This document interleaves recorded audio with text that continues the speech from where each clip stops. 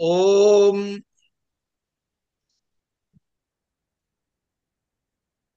జగాద వచన ఛద్మ పద్మ పర్యంత పాతినః నయన నయన్మధులిహస్యైత్య ముదగ్రదశనాంశుభిః అని నిన్నటి చెప్పుకున్నాం.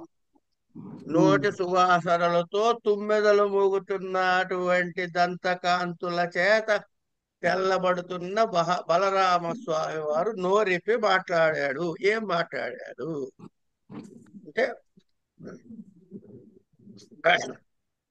యద్ వాసుదేవేన ఆదీనమనాదీనవమీరితం వచ వచనస్తస్య సపది క్రియా కేవలముత్తరం.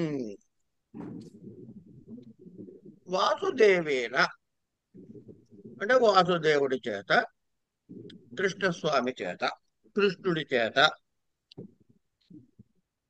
అదీనం, దీనం అంటే కొంచెం దిగులుగా ఉన్నటువంటి, అదీనం అంటే నిబ్బరంగా ఉన్నటువంటి, అనాదీనం అనాదీనవం అంటే ఎటువంటి దోషములు లేనటువంటి, ఏ మాట అయితే ఏ మాట అయితే ఉందో ఈ రీతం చెప్పబడిందో,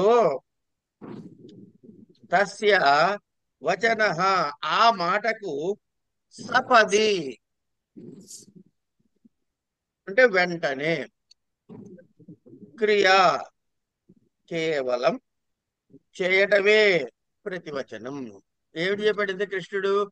అయ్యా అటు పోవాలా ఇటు పోవాలా, వాటిని చంపడం దైవ కార్యం ఒకటి ఉంది. మరి వీళ్ళు ఏమన్నా నేను లేకపోయినా వ్యవహారం చక్కబెట్టుకోగలరు. తమ్ముడు నలుగురు ఉన్నారు ధర్మరాజుకి, మనం వెళ్ళపోయినా పర్వాలేదు, తర్వాత వెళ్తే ఏమనుకోలే, ముందు దైవ కార్యాన్ని పూర్తి చేద్దాం అనేవి చెప్పాడుగా కృష్ణుడు ఇంతకుముందు. అందుకని అది చేయడమే మన పని, ఇంకంతే అని డిక్లేర్ చేస్తున్నాడు బలరాం. ఓహో, చెప్పండి మా ఉమ్మగారు. గురుగారు ఈ రీతం అంటే అది ఎలా వస్తుంది గురుగారు? ధాతులు చెప్పబడినది బడిందో అని అన్నారు కదా, అంటే ఈరు వర్డ్ అందుకని. ఏదమ్మా ఈరు ఏమన్నారు? ఈ రీతం అనేది కొత్తగా ఉంది. What- ఈరితం, ఈరితే, ఈరితాని. ఈరిత అన్నది శబ్దం, కారాంత నపుంసకలింగ శబ్దం అమ్మ అది. అంటే ఏ ధాతు నుంచి వచ్చిందంటే ఈరు ఈరు అని వస్తుందా? అది ఇక్కడ ధాతు వివరాలు మనకి తెలియదు. ఓకే ఓకే గురుగారు, ఇది నపుంసకలింగ శబ్దం అని ఉం. అకారాంత నప్ ఈర అనేటటువంటి శబ్దం. ఆ,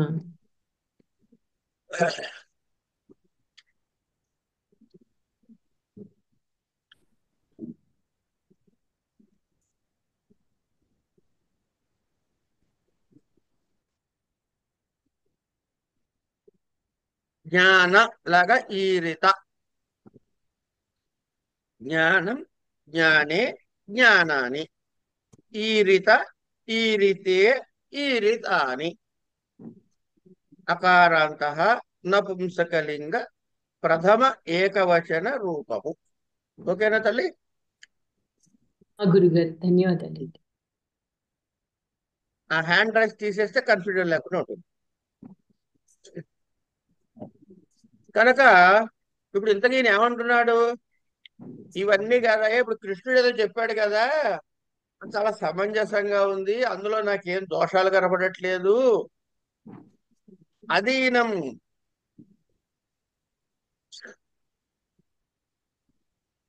అనాదీనవం, కనుక మనం ఇప్పుడు ఏమి మళ్ళీ ఆ మాట ఇవేం అక్కర్లే, ఆయన చెప్పిన ప్రకారం నడుచుకుంటే సరిపోతుంది. మళ్ళీ బదులుగా ప్రతివచనం యొక్క ఆవశ్యకత లేదు. మనం మళ్ళీ ప్రతివచనం చెప్పడం ఇవన్నీ అవసరం లేదు. ఆయన ఏం చెప్పాడో అది సింపుల్ గా ఇంప్లిమెంట్ చేయటమే అనే విషయాన్ని బలరాముడు అన్నాడు. ఓకే, బాగా చెప్పావయ్యా. మరి మన పరిస్థితి ఏమిటి అంటే తర్వాత చెబుతున్నాడు. నైతల్లఘ్వ నైతల్లఘ్వపి భూయస్యావచో వాచాతి శయ్యతే ఇంధనౌఘ ఇంధనౌఘ ధగప్యగ్ని ఇంధనౌఘధగత్యగ్ని స్విషా నాత్యేతి పూషణం.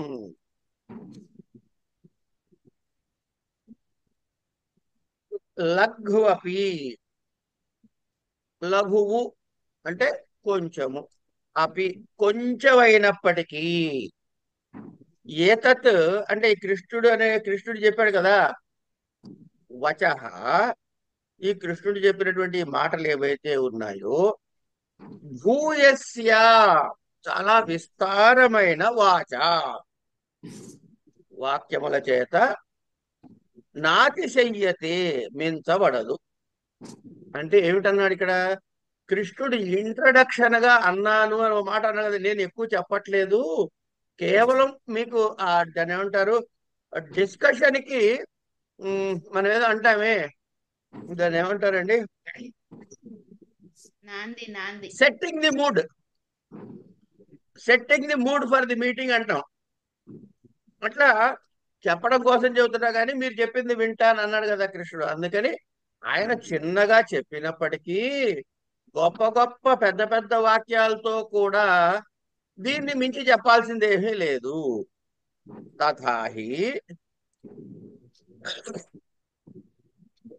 ఇంధనౌగధగపి, ఇంధనము అంటే కర్రలండి, కట్టెలు, కట్టెల మోపు. ఇంధన ఔహము అంటే సమూహము, కట్టెల సమూహము.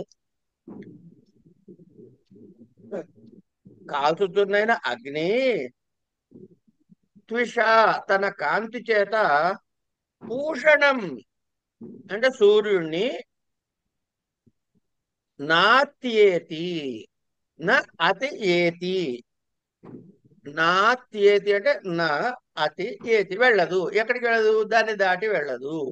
అంటే ఎంత అగ్ని మంటలు మంటలుగా పెద్దగా కనపడుతున్నా సూర్యకాంతిని తప్పించేంత గొప్ప కాంతి దానికి ఏం లేదయ్యా అన్నాడు. ఇక్కడి వరకు బలరాముడు యుద్ధాన్ని కన్ఫర్మ్ చేస్తున్నాడు. అంటే కృష్ణుడు చాలా చిన్నగా సంక్షిప్తంగా చెప్పినప్పటికీ కూడా, ఎంత విస్తారంగా మనం మాట్లాడుకున్నా కూడా, దానికి ఉపన్యాసంలా నేను చెప్పినా కూడా, సారానికి వచ్చేటప్పటికి అంతమించి సారం ఇంకేం లేదు. ఎన్ని కట్టెల బొమ్మలైనా కాల్చని అమ్మ అగ్ని, దాని తేజస్సు సూర్యుడితో సమానం అవుతుందా? కాదుగా అని దాటేశాడు. దాటి సంక్షిప్తస్యాప్యతో అస్యైవ వాక్యస్యార్థగరీయసః సువిస్తరతరా వాచో భాష్యభూతా భవంతు మే. సువిస్తరతరా వాచో భాష్యభూతా భవంతు మే. చాలా చక్కటి ప్రయోగం చేశారు ఇక్కడ. ఏమంటున్నాడు? అతః అందుకని, అందువలన, అందుచేత, సువిస్తరతరాహ చాలా విపులంగా డీటెయిల్డ్ గా చెప్పిన, మే వచః నా యొక్క మాటలు,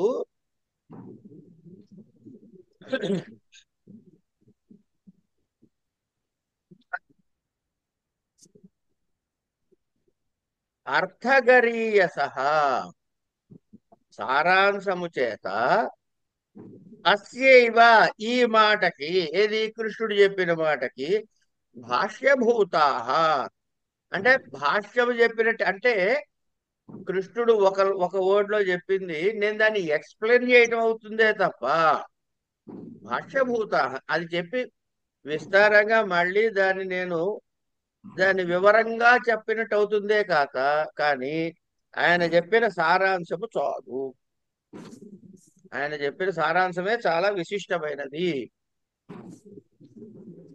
అంటే ఈ సబ్జెక్ట్ లో మనం ఇంకా మాట్లాడుకునేందుకు ఏమీ లేదు. కృష్ణుడు ఏం చెప్పాడో అది చాలు. ఒకవేళ నేను ఇంకా నోరిపి మాట్లాడితే ఆయన చెప్పిన దానికి కామెంటరీ అవుతుందే తప్ప ఇంకా పెద్దగా చెప్పాల్సింది ఏమీ లేదు. అయిపోయింది. ఇంకా ఆయన అభిప్రాయం క్లియర్ అయిపోయింది. ఇక్కడికి నెక్స్ట్ వస్తున్నాడు.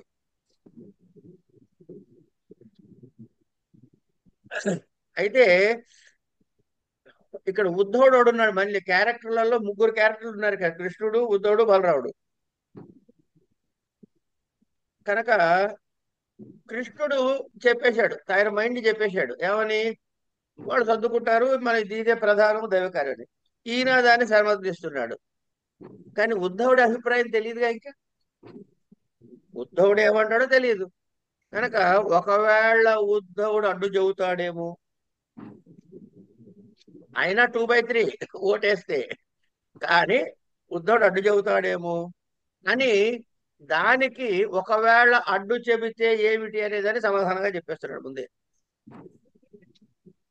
విరోధి వచసో మూకాన్ వాగీశానపి కుర్వతే జడానప్యనులోమార్థాన్ ప్రవాచ కృతినాం గిరః. కృతినాం నే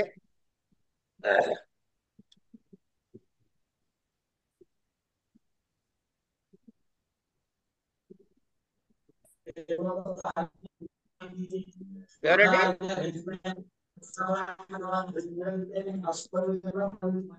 ఎవరు?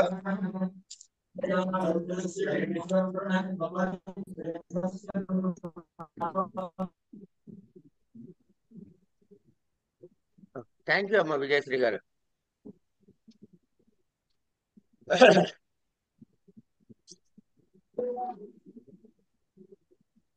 విజ్ఞులైనటువంటి వారు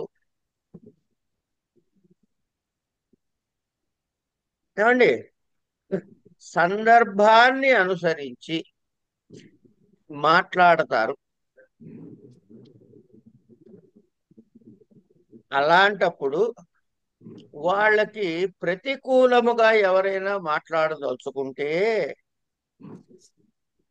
వాళ్ళు ఎంత గొప్ప వాదన ప్రక్రియలో అనుభవజ్ఞులైనప్పటికీ కూడా ఓడిపోతారయ్యా. ఏమండి అదే వారికి అనుకూలురైతే మంచి వాగ్ధోరణి కలవారు అవుతారు అంటాడు. అంటే ఏంటన్నమాట,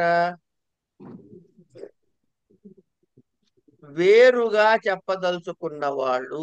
విరోధ వచన అంటే ఎగైనెస్ట్ గా మనం ఒకటి అనుకుంటే దాన్ని కాదయ్యా, అలా చేయొద్దయ్యా అని వెనక్కి లాగేవాళ్ళు అన్నమాట.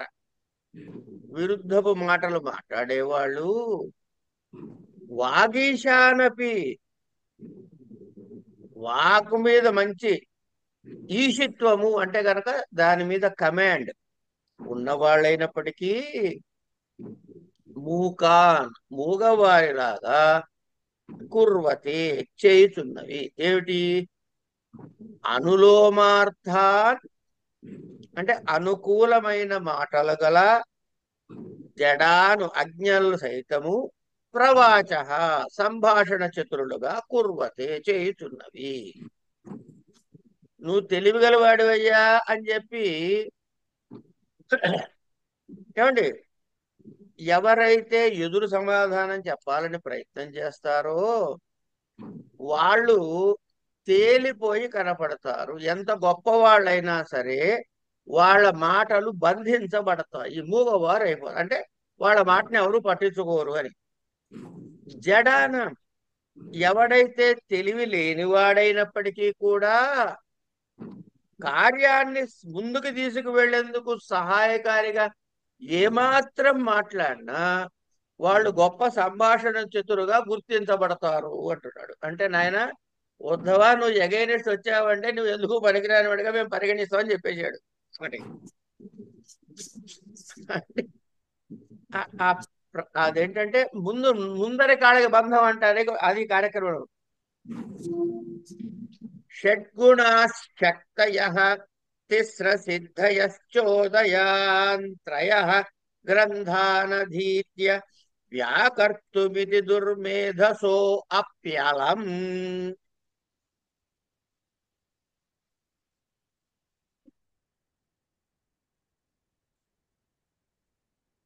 సారీ, షడ్గుణాశక్తయః తిస్ర సిద్ధయశ్చోదయాన్ త్రయః గ్రంథాన్ అధీత్య వయాకర్తుమితి దుర్మేధసోపి అలం దుర్మేధస అపి. అంటే గొప్ప తెలివి చురుకుదనం లేనివాడమ్మా. కొంచెం మందంగా ఉంటారే వాళ్ళు. అలాంటి ఆ దుర్బలమైనటువంటి వారు, చురుకుదనం లేనటువంటి వారు వారు గ్రంథాన్. ఇప్పుడు మనం మాట్లాడుకునేది రాజకీయం కాబట్టి శుక్రనీతి ఇత్యాది గ్రంథాలు ఏవైతే ఉన్నాయో అవన్నీ అధీత్య చదువుకుని నేర్చుకుని గుణాహ. అందులో ఏం చెప్తాడు? సంధి విగ్రహము, ఏమండి, సంధి విగ్రహము యానము ఇట్లాంటివి ఆరు రకాల శక్తులు. అంటే ఏంటి? ప్రభువుని యొక్క మంత్రోత్సాహ శక్తులు అంటారు వీటిని. ప్రభువుని ఉత్సాహపరిచే శక్తులు. తిస్రః సిద్ధయ. అంటే ప్రభువుని మంత్రోత్సాహ శక్తుల వల్ల కలిగేటటువంటి రిజల్ట్స్, కార్యసిద్ధులు. తిస్రః ఉదయాః అంటే వృద్ధి క్షయ స్థానాలు. త్రయః ఇట్లా వ్యాకర్తం వివరించుటకు అలం చాలుదురు. అంటే అర్థం ఏమిటి?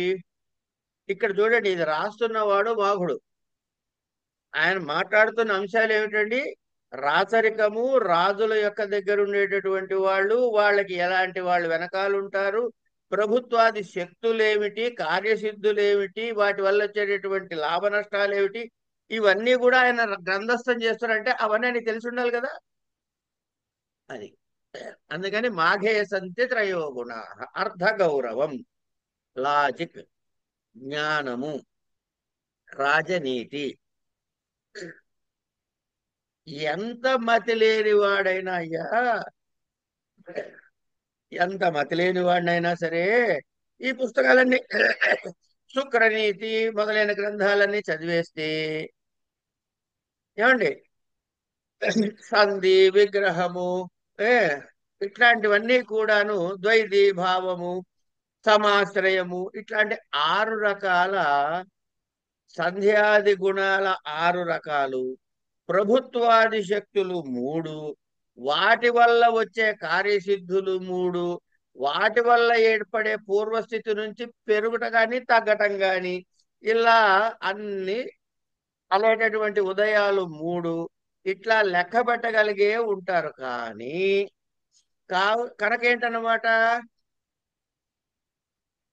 సంధ్యాది స్వరూపంగాని మంత్రశాస్త్ర వచనములాగా ఈ మంత్రాలు ఎట్టాగైతే నేర్చుకుంటారో, ఇప్పుడు చిన్నపిల్లలకి మంత్రాలు నేర్పిస్తారు, వేదం నేర్పిస్తారు. మంత్రం అంటే ఇక్కడ వేదం అనుకుందాం, వేదాలు నేర్పిస్తారు. వాడికి అర్థం తెలుసా? తెలీదు, వల్లే వేస్తాడు. ఎక్కడ ఒక్క ఉదాత అనుదాత స్వరితాల్లో తేడా లేకుండా చెప్పొచ్చు కాక, కానీ దాని అర్థం చెప్పలేదు, దాని మీద అనుభవము లేదు.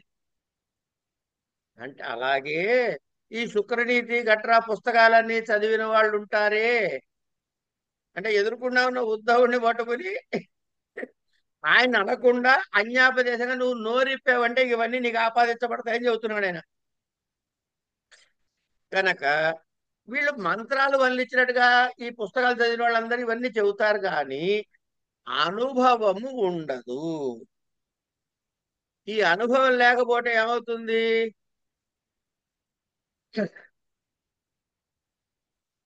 అంటే ఒక నిర్ణయం చేయమంటే చేయలేరు. ఇది ఇందులో ఇలా ఉందిట, ఇది ఇలా ఉంది, ఇలా చేస్తే ఇలా అవుతుంది అని చెప్తారే గాని ఇది ఇలాగే చెయ్యి అని నిర్ణయం చేసే శక్తి వీళ్ళకు ఉండదు.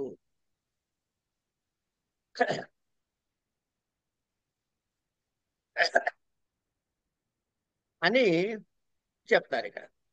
చెప్పి అనిర్లోడిత కార్యస్య వాగ్జాలం వాగ్మినో వృధా. వాగ్మి అంటే ఏమిటి అంటే చక్కటి మాటలు మాట్లాడగలిగిన వాడు అని. దీని ఆపోజిట్ వర్డ్ తెలుసా అండి? సరదాగా గుర్తుపెట్టుకోండి, వాచాలక. వాచాలహ అన్న, వాచాతహ అన్న రెండు కూడా అప్రస్తుతంగా మాట్లాడేవాడు. వాగ్మి అంటే సమయాన్ని ఎరిగి ఏది మాట్లాడాలో ఎంత మాట్లాడాలో తెలిసి మాట్లాడేవాడు. సరే. అనిర్లోడిత కార్యస్య, లోడనము అంటే ఇట్లా కలపటం అండి.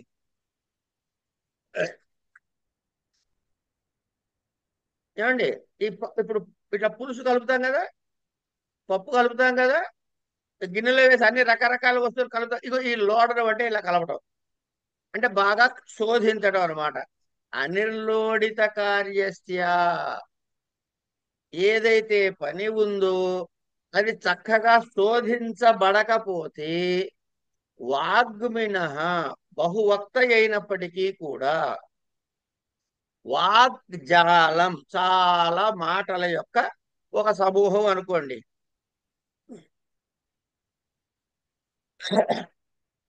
నిమిత్తాత్ అపరార్థేషు, అంటే గురి దేనికి పెట్టాలో అక్కడి నుంచి చెదిరిపోయిన బాణములాగా ధానుష్కస్యేవ వల్గితం, అంటే ఒక విలుకాడు ధానుష్క గురి తప్పుకున్నప్పుడు, సరిగ్గా గురి పెట్టగలిగినప్పుడు, గురి నుంచి తప్పుకున్నట్లయితే వాడి పరుగు ఎందుకు, వాడు పరిగెడుతున్నాడు చంపడానికి, కానీ పరిగెత్తడం వల్ల వాడు దేన్నైతే ఛేదిద్దాం అనుకుంటున్నాడో అది కుదరట్లే. ఆ గురి తప్పిపోతే పరుగెందుకు, వృధాగా. అలా ఉంటుందయ్యా చక్కగా శోధించకుండా చేసినటువంటి కార్యక్రమములు అని చెప్పి, అంటే శాస్త్రాలు ఎన్ని చదువుకున్నా కర్తవ్యమేమిటి అకర్తవ్యమేమిటి అనే వివేకము గనక లేకపోతే అప్పుడు ఏమవుతుంది, గురి తప్పిన బాణం గల విలుకాడి కంతుల్లాగా వేస్ట్, నిరర్ధకములు అవుతాయి. కనుక మనం ఏం చేయాలి, కార్యాన్ని తెలుసుకుని చెప్పిన వాడి తెలిసి మాట్లాడుతున్నటువంటి మాటలు ఉంటాయే, ఇగో అవి తీసుకోవాలి. అంతేగాని ఊరికే ఎదురు వాడి ఎదురుగా మాట్లాడి వేరే లెక్క చేయకుండా వదిలేయకూడదు అని చక్కగా ఒక బోధ, తన భావాన్ని వ్యక్తపరిచాడు.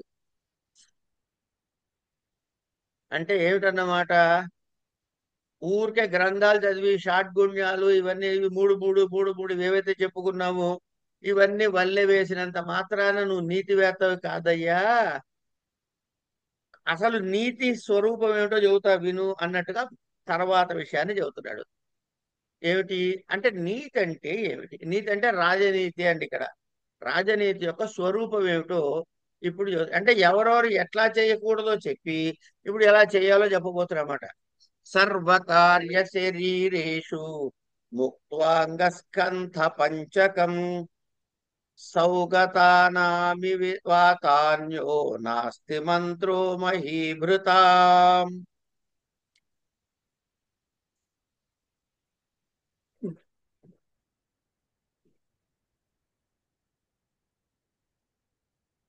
సారీ.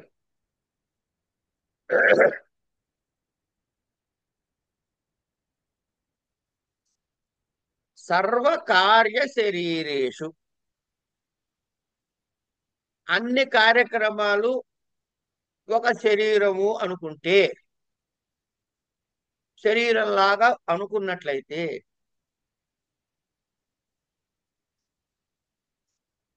సర్వకార్య శరీరేషు ముక్త్వా అంగస్కంధ పంచకం. అంగస్కంధ పంచకం అంటే స్కంధము అంటే గనక కొమ్మలు భుజాలు ఇవన్నీ వస్తాయి. ఇలాంటి 5 అంగాలు విడిచిపెట్టి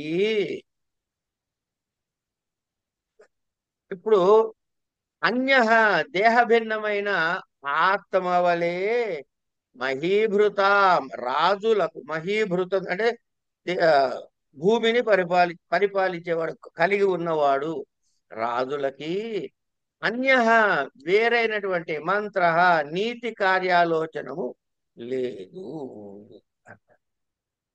బౌద్ధులకు ఏంటంటే అండి, ఇక్కడ మళ్ళీ చూడండి, మనకి రాస్తున్నది కథైనా దర్శనాల్లోకి వెళ్తారు వీళ్ళు. ఆ అందులో ఉండే శాస్త్రాన్ని డిస్కస్ చేస్తారు, వాటి రెఫరెన్స్ పాయింట్ తో మాట్లాడతారు.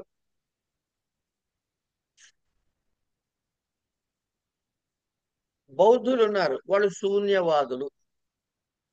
కనుక వాళ్ళకి ఏమిటంటే ఎదురుకుండా ఉన్న విషయ ప్రపంచమే, దీన్ని రూపస్కందము అంటారు.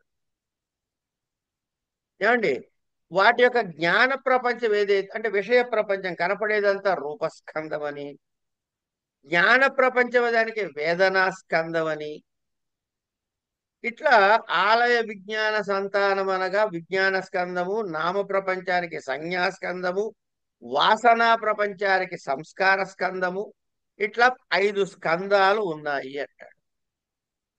దీని అన్నిటికన్నా భిన్నముగా వీటికి మించి ఆత్మ లేదు, ఇతరమైన ఆత్మ లేదు. అంటే వాడికి స్కందాలే లెక్క, ఆత్మ కాదు. ఆత్మ అనేది వేరే ఐడెంటిటీ లేదు, ఈ స్కందాలే లెక్క. అలాగే రాజులకు కూడా కర్మారంభోపాయము, పురుష ద్రవ్య సంపద, దేశ కాల విభాగము, వినిపాత ప్రతీకారము, కార్యసిద్ధి అని ఈ 5 రకాలైన అంగాలు తప్ప వేరే మంత్రము లేదు అంటాడు.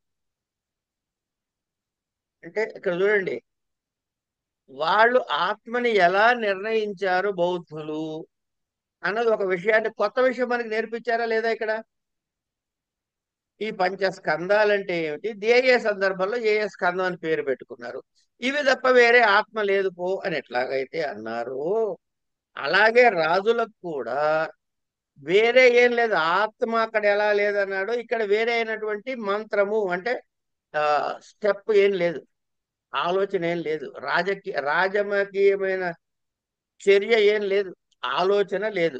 ఏమిటవి మరి? కర్మారంభోపాయము. ఇప్పుడు నా ముందున్నటువంటి కార్యక్రమాన్ని నేను ఎలా ప్రారంభం చెయ్యాలి? ముందు వాడు మూతి పగలగొట్టాలా, లేకపోతే సామాన్లు సర్దుకోవాలా, అందరినీ పిలిపించి మాట్లాడాలా, సామంతరాలు ఏదో కార్యం ఎక్కడి నుంచి ప్రారంభం చేయాలి మనం, ఎట్లా ఉండాలి? పురుష ద్రవ్య సంపద, ఈ చేయబోయే కార్యానికి నాకు ఎవరెవరు మ్యాన్ పవర్ ఎంత కావాలి, పురుష, దీనికి ఎంత డబ్బు అవసరం వస్తుంది, ద్రవ్య సంపద. తర్వాత దేశ కాల విభాగం, ఎవరు ఏ దేశం అంటే ఎక్కడ ఎవరు ఉండాలి, ఎవరు ఏ టైంకు ఉండాలి, ఈ వివరాలు. వినిపాత ప్రతీకారము, ఎవరి మీద ఎట్లా వెళ్ళాలి, కార్యసిద్ధి, ఫైనల్ రిజల్ట్ నాకు ఎలా సిద్ధిస్తుంది అనే 5 విషయాలు తప్ప రాజు ఆలోచించాల్సింది వేరే ఏం లేదు బా అంటాడు. ఈ శ్లోకాన్ని బాగా ఇంపార్టెంట్ గా గుర్తు పెట్టుకోండి.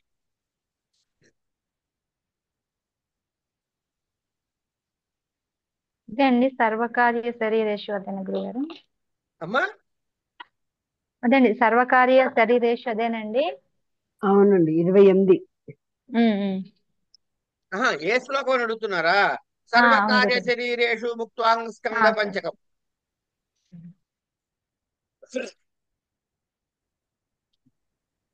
తర్వాత మంత్రో యోధ ఇవా ధీర ధీర సర్వాంగై సంవృతైరపి చిరం న సహతే స్థాతుం పరేభ్యో భేద శంకయా. సంవృతై,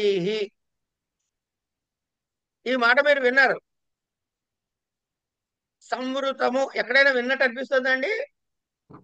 ఉచ్చారణలో సంవృతమా, వివృతం సంవృతం. Very good, very good, very good, సంతోషం. అవి అభ్యంతర ప్రయత్నాల విన్నా. Very nice, excellent excellent excellent, బాగా చెప్పారమ్మా. సంవృతము, వివృతము, స్పృష్టము, పృష్టము, ఈషత్పృష్టము, స్పృష్టము, ఈశస్పృష్టము, సంవృతము, వివృతము.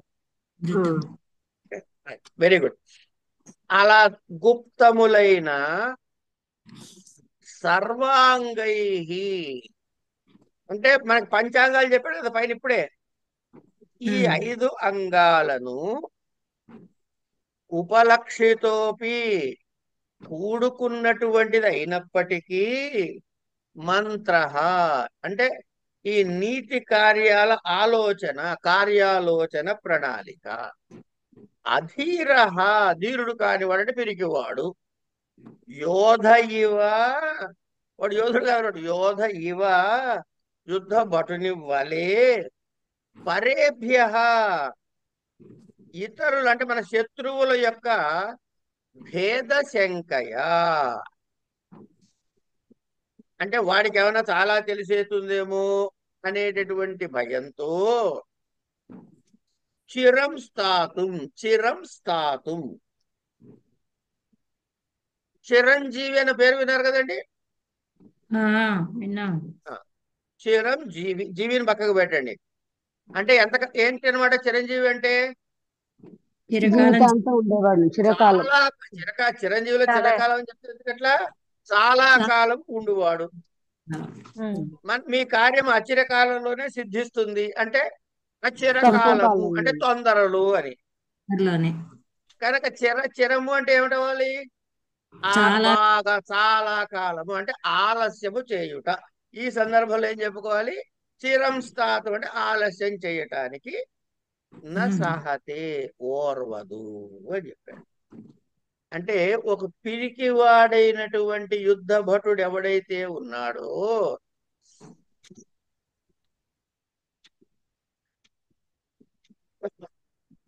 వాడు ఏం చేస్తాట, ఒళ్ళంతా కూడా కవచాలు అవన్నీ కప్పేసేసుకుని యుద్ధంలో శత్రువులు ఎక్కడ దాన్ని ఛేదిచ్చేసేస్తారని భీతి చేత చాలాసేపు ఓపికగా ఉంటాట, ఆలస్యం చేస్తాట వెళ్ళడానికి, వెళ్లకుండా. ఇగో అలాగా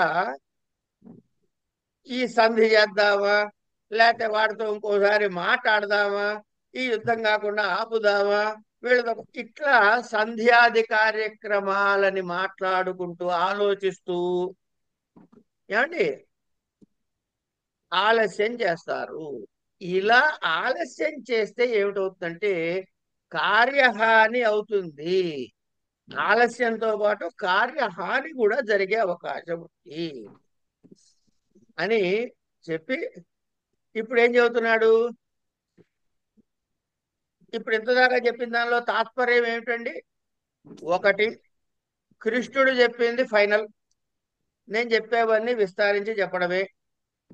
నెంబర్ 2, రాజులు ఆలోచించడం ఊరికే చెత్తంత ఏం లేదు. ఈ 5 యాక్షన్లనే కార్యం ఎట్లా ప్రారంభం చేయాలి, ఎవరెవరు డబ్బులు ఏం కావాలి, మనుషులు ఏం కావాలి, ఎవరెవరు ఏ పనులు చేయాలి, మన కార్యసిద్ధి ఎట్లా అవుతుంది అనేటటువంటి ప్లానింగ్ తప్ప వేరే పని ఏది ఆలోచనలో లేదు.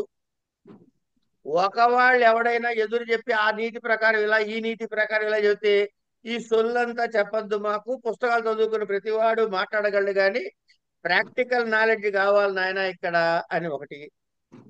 ఈ మాటలని మాట్లాడాడు భయపడినవాడు మాట్లాడే తప్ప మేం కాదు అని ఒకటి. ఇలా చెప్పి ఇప్పుడు ఏం చేస్తున్నాడు ఆయన? ఆలస్యం అందుకని చెయ్యకూడదు. ఆత్మోదయ పరజ్ఞానిర్దయం ద్వయం నీతిరితీయతే దూరీకృత్య కృతిభిర్వాచ స్వచ్ఛం ప్రతాయతే. ఆత్మోదయ అంటే తన యొక్క వృద్ధి, ఉదయము అంటే పైకి లేవటం, వృద్ధి చెందుట. ఆత్మ అంటే జీవుడు అని కాదండి, తను అని. తన యొక్క వృద్ధి. పరజ్ఞాని, పరత్ హాని, పరులకు శత్రువుడు యొక్క హాని. ఇతి అనే ఇది ద్వయం, ఈ 2. ఇయతి ఇంత మాత్రమే. ఏమిటి? నీతి. నీతి యొక్క సంగ్రహంగా నీతి చెప్పాలరా నాయన అంటే ఈ 2 ఏమిటి? నా యొక్క వృద్ధి, శత్రువు యొక్క నాశము. ఇవి 2 మనకి లెక్క, ఇవి 2 నీతి. ఆ 2టిని అంగీకరించి కృతిభి అంటే నేర్పరుల చేత వాచస్పత్యం అంటే వాగ్మిత్వం, అంటే మాట్లాడగలే శక్తి. ప్రతాయతే విస్తరించబడుతున్నవి, అంటే తన అభివృద్ధి గురించి, శత్రువు యొక్క నాశనం గురించి, ఈ రెండు విషయాల గురించే. ఇవి రెండే నీతి యొక్క సారాంశాలు. వీటినే తెలియని వాళ్ళు ఏం చేస్తారంటే రకరకాల మాటల్లో మీకు విస్తరించి చెబుతారు. ఎన్ని చెప్పినా వాళ్ళు వీడు ఇట్లా చెప్పాడు, వాడు అట్లా చెప్పాడు అని ఎన్ని చెప్పినా ఫైనల్ రిజల్ట్ ఏమిట్రా అంటే నీ వృద్ధి, అవతల వాడి నాశనము. కనుక తన అభివృద్ధిని కోరేవాడెవడూ కూడా వాడిని బతివిలాడదాం, వీడిని బతివిలాడదాం అని చెప్పి బతివిలాడే కార్యక్రమం లేకుండా శత్రువుని నాశనం చేద్దాం అనే నిర్ణయానికి రావాలి అని చెప్పాడు. తర్వాత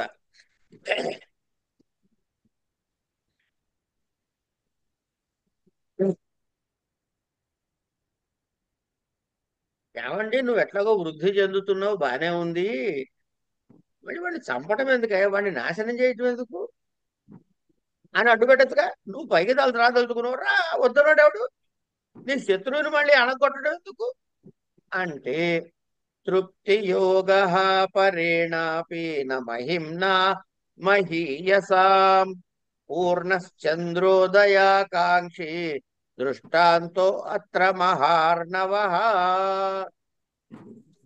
మహీయసా గొప్పవారైన వారికి, మహాత్ములకి, పరేణాపి ఉత్కృష్టమైనప్పటికీ, మహిమ్న ఐశ్వర్యంతో, తృప్తి యోగ తనివిని పొందటం, తృప్తి పొందటం నా కూడదు.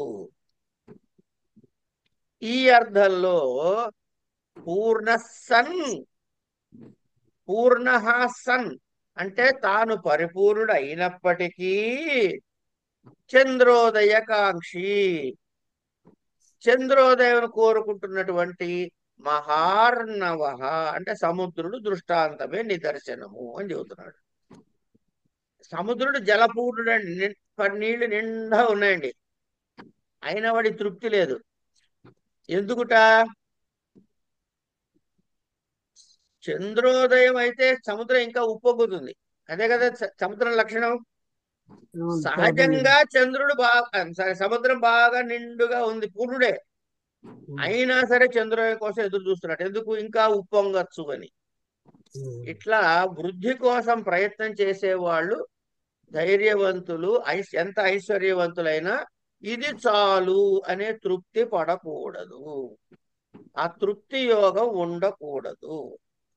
అందుకే మనకి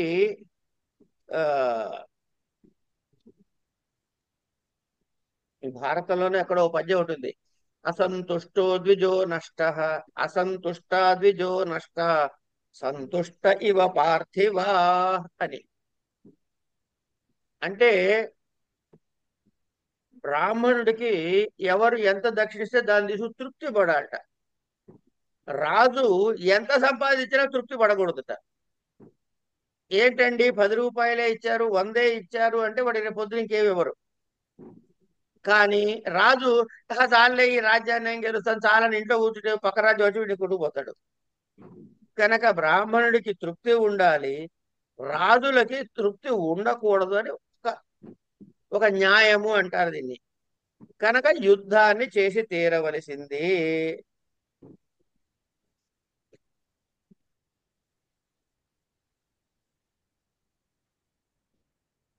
అంతేకాదండి, అంటే తృప్తి పడకూడదు అని చెప్పడం ఒకటి కాకుండా, ఒకవేళ తృప్తి పడ్డావనుకో దానివల్ల నష్టం ఉంది కూడా చెప్తున్నాడు ఈయన. సంపదా సుస్థిరం మన్యో, సంపదలు సుస్థిరంగా ఉన్నాయని అనుకున్నావంటే, భవతి స్వల్పయాతి యః కృతకృత్యో విధిర్మన్యే నవర్ధయతి తస్య తాం. యః ఎవడైతే స్వల్పాయపి చాలా కొంచెం ఉన్న సంపద కలిమి చేత, సుస్థితం మన్యః అంటే చాలే అని తృప్తి పడ్డవాడు ఎవడైతే ఉన్నాడో భవతి అవుతున్నాడో తస్య వాడి యొక్క తాం ఆ సంపద కృతకృత్య అంటే తన పని తాను నెరవేర్చుకున్న విధి దైవము వర్ధయతి ఇక దైవం పెంపొందించేది దాన్ని ఇది మన్యే అని నేను అనుకుంటున్నాను. అంటే కలిగిన దానితో చాలే అని తృప్తి పొంది తన యొక్క పురుషకారము చేత అంటే బలమి చేత జ్ఞానము చేత శక్తి చేత దాన్నన్నిటినీ పక్కన పడేసి ఎవడైతే అంటే పురుషకారమును వదిలిపెడతాడు అంటే తన కర్తవ్యాన్ని తాను చేయకుండా విడిచిపెడతాడు వాడికి దేవుడు కూడా కాపాడలేడురా నాయన అని నా అభిప్రాయం అంటాడు. వాడికి దైవం కూడా తోడు రాడు అని తాత్పర్యంగా చెప్పాడు అక్కడ. చెప్పి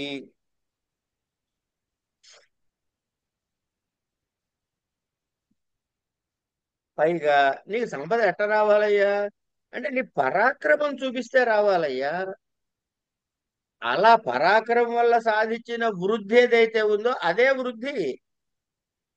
ముందేమో ఆ వరుస చూడండి ఏ వరుస తీసుకొస్తున్నాడో తృప్తి పడితే నువ్వు కొట్టుకుపోతావు అన్నాడు.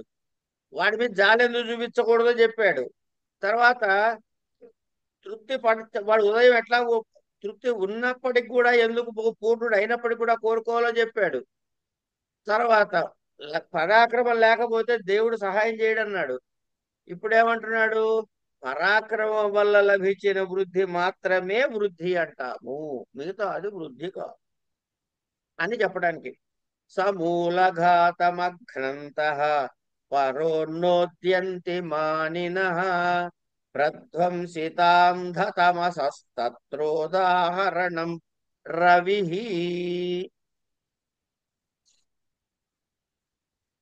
మానినః అంటే మానవంతులు మర్యాదస్తులు పరాన్ అంటే శత్రువులను సమూలఘాతం మూలమంట నరికేసి ఏమండి అఘ్నంత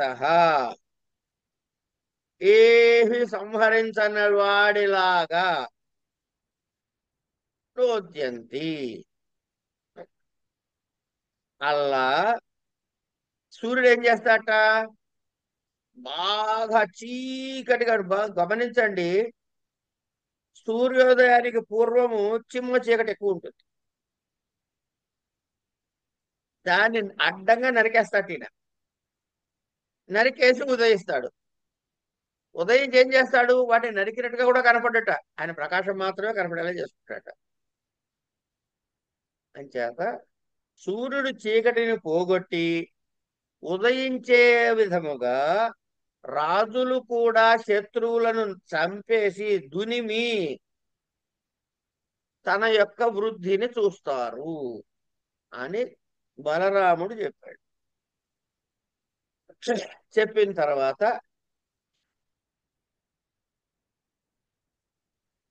ఇది కాదయ్యా నువ్వు శత్రువులను చంపితే గానీ నీకు పరాక్రమంతో వచ్చే వృద్ధే వృద్ధి అన్నాడు. అది కూడా కాదుట. అది కూడా కాకుండా శత్రువులను చంపలేదనుకో అసలు నీకు ప్రతిష్ట లేదు పో అన్నాడు. అంటే నీకు పేరే రాదు పో అంటాడు. శత్రువులని చంపకపోతే నీకు పేరే రాదు. ఎట్లా విపక్షమఖిలీకృత్య ప్రతిష్టా ఖలు దుర్లభా అన్నీత్వా పంకతాం ధూళిం ఉదకం నావతిష్ఠతే. శత్రువర్గాన్ని మొదలంట తెగ నరికితే కాని నువ్వు నెమ్మదిగా ప్రశాంతంగా ఉండటానికి వీల్లేదు. ఏమండి ఇక్కడ చూడండి ఒకసారి ఒక కొలని ఊహించుకోండి. కొలని ఈ కొలను మీదకి దుమ్ము బాగా వచ్చి పడింది అనుకోండి. కాసేపు దుమ్ము వచ్చి పడిపోతే ఈ నీరేం చేయాలంటే ఇదంతా దాని భావుకతను చూడండి ఒకసారి. దుమ్ము నీళ్లలో పడింది. అప్పుడు నీరేం చేస్తుంది ఆ నీటిని ఆ దుమ్ము నీటితో నీరు ఆ దుమ్ముని కమ్మేసి బురదగా మార్చేసి కిందకి తొక్కేసి పైన స్వచ్ఛంగా కనపడుతూ ఉంటుంది. అవునా కాదా? అలాగే శత్రువర్గాన్ని మొదలంటా నరికితే గాని నువ్వు ప్రశాంతంగా ఉండలేవయ్యా. ఎగసి ఎగసి తన మైకొచ్చినటువంటి ధూళిని బురదగా మార్చి అణగదొక్కి అంటే కింద తోసేసి నీరు స్వచ్ఛంగా ఉంటుంది అని చెబుతున్నాడు. అలాంటి నిర్మల స్థితిని పొందుతుంది అని చెప్పాడు. కనుక సరేనయ్యా, ఇవన్నీ బానే ఉన్నాయి గాని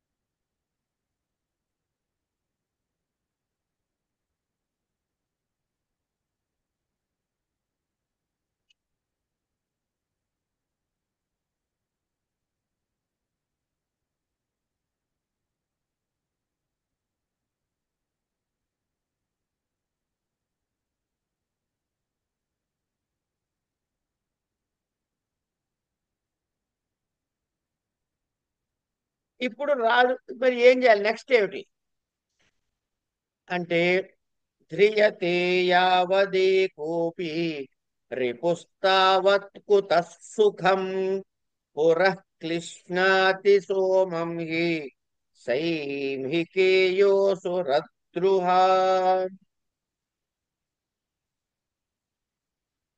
ఒక్కడే కదా మనకి శత్రువు, వాడు మన్నేం చేస్తాడులే అని ఏమరపాటుగా ఉండరాదు. శత్రువు అన్నవాడు ఒక్కడు ఉన్నా సరే మనకి సుఖము కలగదు. అదెట్లా చెబుతావయ్యా అంటే దేవతలు అంతమంది ఉండనియండి గాక, అనేక మంది దేవతలు నీతో పాటు ఉండనియండి గాక, చంద్రుడికి ఒక్క రాక్షస శత్రువు రాహు ఉన్నాడు. చంద్రుడిని పట్టుకుంటున్నాడా పట్టుకోవట్లేదా? గ్రహణం వస్తుందా రావట్లేదా? కనుక ఒక్కడే శత్రువు ఉన్నాడు కదా అని మనము ఎటువంటి అలసత్వాన్ని చూపించకూడదు. కనుక వీడి మొహం వీడి బలం ఎంత, శిశుపాలుడెంత, మన్నేం చేస్తాడులే అని అనుకుని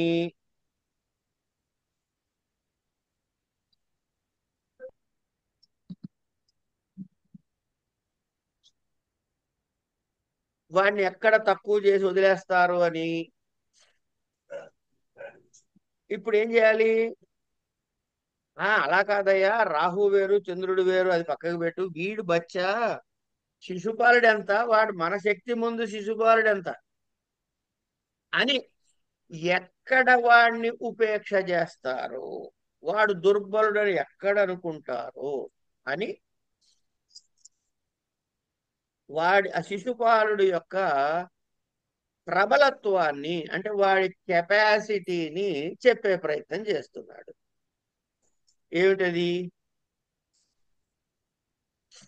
సఖా గరీయాన్ శత్రుశ్చ కృత్రిమస్తౌ హి కార్యతః స్యాతామమిత్రౌ చ మిత్రౌ మిత్రే చ సహజ ప్రాకృతావపి. ఇక్కడ చాలా జాగ్రత్తగా గమనించాల్సింది ఉందండి.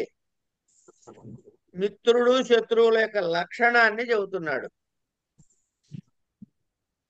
కృత్రిమ మిత్రుడు ఒకడు, నెంబర్ 1 గుర్తుపెట్టుకోండి.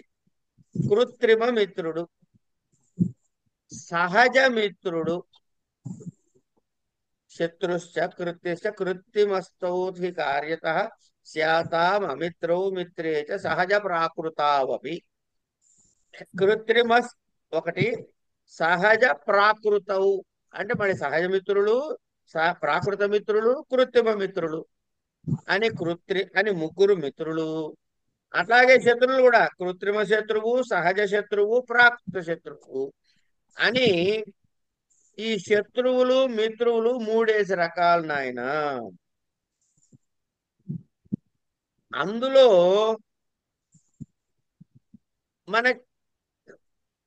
ఇప్పుడు నాకు ఎవరైనా టైంకి సహాయం చేశారనుకోండి, నేనేదో వెళ్తున్నాను, నాకు బస్సు మిస్ అయింది, మీరు ఏదో స్కూటర్ మీద లిఫ్ట్ ఇచ్చారు, నాకు మీరు కృత్రిమ మిత్రుడు. ఏదో ఉపకారం చేశారు కాబట్టి కృత్రిమ మిత్రుడు. ఏమండి? అట్లాగే మన అన్నదమ్ములు, బాబాయ్ పిల్లలు, తమ్ముళ్ళ పిల్లలు, వీళ్ళు వాళ్ళు వీళ్ళంతా ఉంటారే, వీళ్ళందరూ ఏమవుతారు అంటే సహజ మిత్రులు అవుతారు. ఏమండి? అట్లాగే మనకి సంబంధం లేకపోయినా దూరంగా ఉన్న ఆ సందర్భానికి సహాయపడినట్టయితే అంటే పొరుగు దేశం రాజులాగా అనమాట, వీళ్ళని ప్రాకృత మిత్రుడు అంటారు. అలాగే మనకి టెంపరీగా అపకారం చేసిన వాడు కృత్రిమ శత్రువు అవుతాడు. అలాగే మన బాబాయ్ పిల్లలు, పెదనాన్న పిల్లలు వీళ్ళు ఉంటారే, పినతండ్రి పెద్దండ్రి పిల్లలు అంటే ఎందుకంటే వీళ్ళు జ్ఞాతులు. వీళ్ళు జ్ఞాతులు. జ్ఞాతులు అంటే ఏమిటవుతుంది అన్నమాట, ఆస్తి పంపకాల దగ్గర గొడవలు వస్తాయి. దాయాదులు అందుకని ఆ? దాయాదులు కదండి జ్ఞాతులు. దాయాదులు. అసలు ఆ దాయాదుల శబ్దం ఎందుకు వచ్చిందండి? జ్ఞాతులు జ్ఞాతులు అంటే అదే దాయభాగము తీసుకునేవారు కాబట్టి దాయాదులయ్యారు. అచ్చా అచ్చా, ఓకే. అందరూ సహజ శత్రువులేండి. వాళ్ళందరూ సహజ శత్రువులు. అంతే, అవును. ఏమంటే అట్లాగే మన దేశానికి సరిహద్దులో ఉండే దేశపు రాజు ప్రాకృతమైన ప్రకృతి సంబంధమైన శత్రువు అవుతాడు.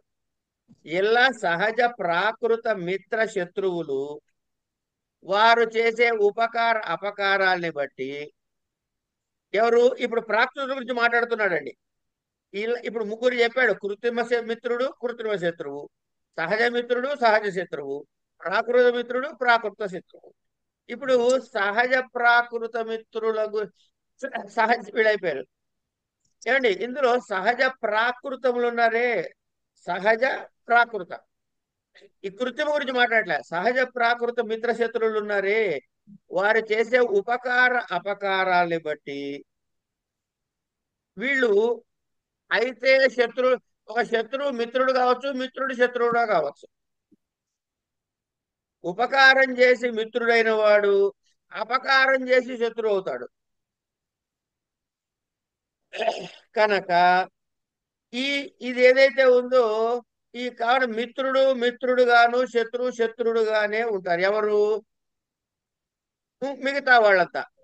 కనుక ఈ కృత్రిమ మిత్ర శత్రువులు ఉన్నది టెంపరీగా వచ్చి చేసేవాళ్ళు ఉంటారే, సహజమైన వాడు ప్రాకృతమైన వాడు పర్మనెంట్ గా అలాగే ఉంటారు. వాడు అయితే మిత్రుడు లేకపోతే శత్రువు, వాళ్ళతో గొడవ లేదు. కానీ కృత్రిమ మిత్రుడు ఉన్నాడే వాడు శత్రువుగా మారచ్చు, కృత్రిమ శత్రువు ఉన్నాడే వాడు మిత్రుడుగా మారచ్చు. ఇది చాలా ప్రబలమైనది. వాడు ఎప్పుడు ఎటు మారుతాడో తెలియదు.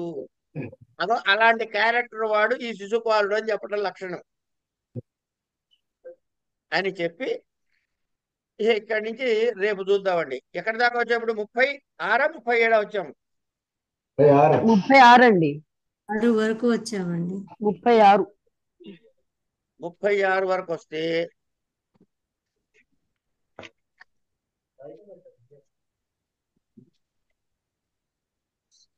ఇక్కడి తర్వాత నుంచి ఈ శిశుపాలుడికి ఈ మిత్ర శత్రుత్వాన్ని ఎట్లా ఆపాదించాడు ఏమిటి అన్నది రేపు చూద్దాం. 37 నుంచి ఇవాళకి ఇక్కడ ఆపేసుకుందాం. అలాగే.